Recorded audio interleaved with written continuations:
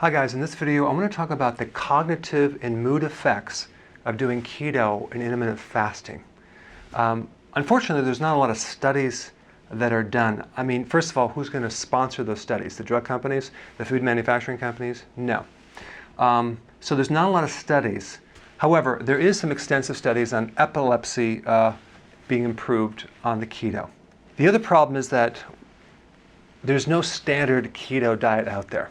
Okay, so you have traditional ketosis, which you're using margarine and oil and a lot of unhealthy things, which I don't recommend. Even the CAM programs, complementary and alternative health funding at NIH.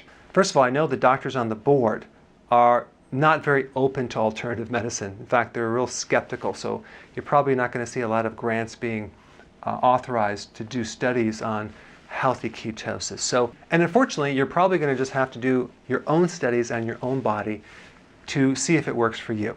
Now, if we flip it and look at the studies done with people with high blood sugars and high insulin, we can clearly see that doing high carb is not good for the brain, causing dementia. It actually causes atrophy of the brain, shrinkage of your brain.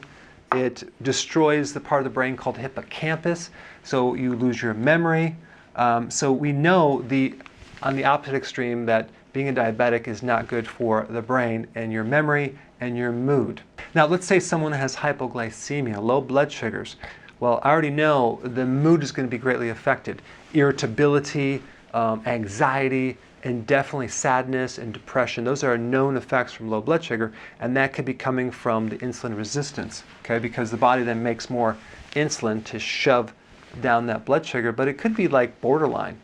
So there's a lot of factors here, because there's one thing about the brain. The brain does not store sugar, okay? It doesn't have glycogen, or it doesn't, like the liver has a glycogen reserve. The brain doesn't have its own reserve of stored sugar. So it gets its fuel from the blood. So if there's low blood sugar, then the brain suffers. You can get headaches, migraines, and a lot of mood disorders. And I know from personal experience working with thousands of people, when you fix this blood sugar, you see their mood elevates greatly. So I know it's true. But of course, we don't have the studies yet. So then if you have insulin resistance, where the insulin's not connecting to the cell, you're not going to be able to absorb the amino acids that are supposed to be there to build the neurotransmitters. And just that alone, if you're deficient in serotonin or dopamine or GABA, look at what that can do to your overall mood and cognitive function.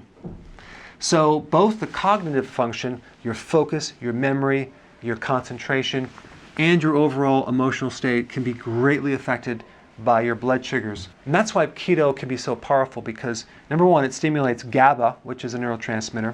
It actually reduces inflammation in the brain and throughout the body. And if you add intermittent fasting in there, you can greatly improve insulin sensitivity, thereby absorbing the amino acids and making the neurotransmitters again. In fact, intermittent fasting will cause the regrowing of neurons. You can actually build brain tissue by doing intermittent fasting and reduce the amyloid plaquing that's involved in dementia. So rather than wait for someone someday to fund research, do your own research on yourself, try healthy keto and intermittent fasting, and see how it can affect your cognitive function and your overall mood.